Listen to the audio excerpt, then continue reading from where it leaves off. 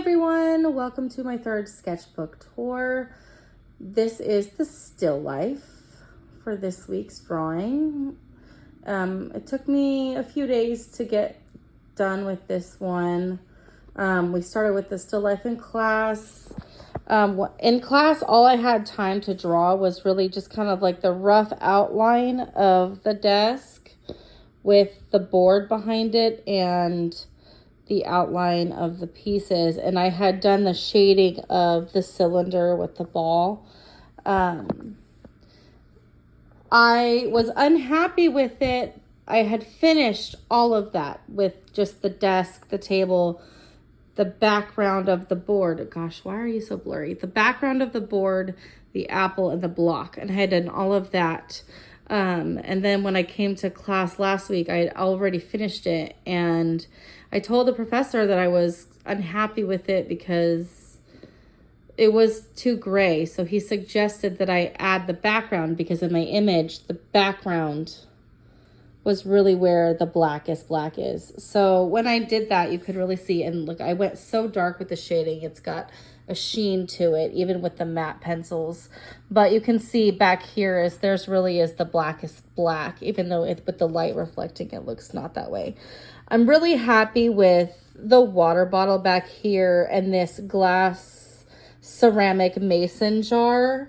I think this whole section is probably my favorite portion, just because it was so complicated in the image. I don't know if you can even see, but there's this little teeny tiny bit of stuff back here. And this is actually I don't know what it was. So I took the picture of the still life that we were sitting in front of the first day we started drawing, but I couldn't tell what it was when I finally got to the picture.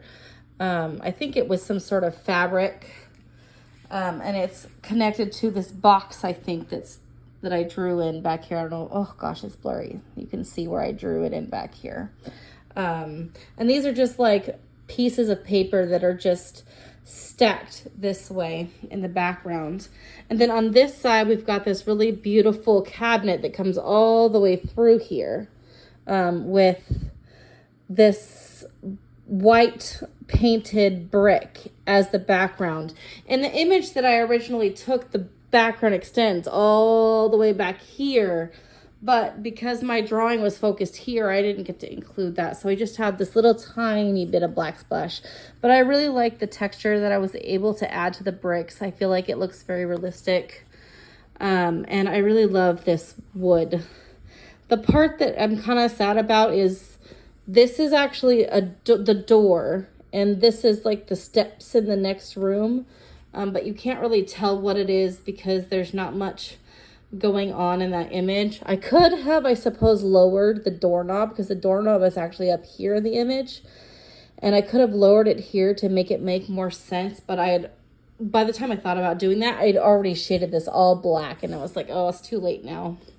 And then I had some like deep in grooves, like from where I was trying to shade out this darker black here from my blending tool, which I was really mad about because it gives it this weird texture. Oh well. I really love the books though. I like the books, and I love the water bottle and the jug. I used, I think, almost every single even numbered pencil from HB to 2B, 4B, 6B, 8B, 10B, 12B, and 14B. My 14B is like this tall now, guys. It's ridiculously short. Here we go. It's so tiny. And the other 14B is, because I have two of them, is not much longer because I've used so much of it.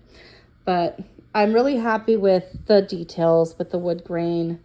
Yeah, I think I did an all right job. It came together in the end, and I think definitely factoring in the darkness in the background just really helped the rest of the picture to look more cohesive and realistic. All right, thanks, guys.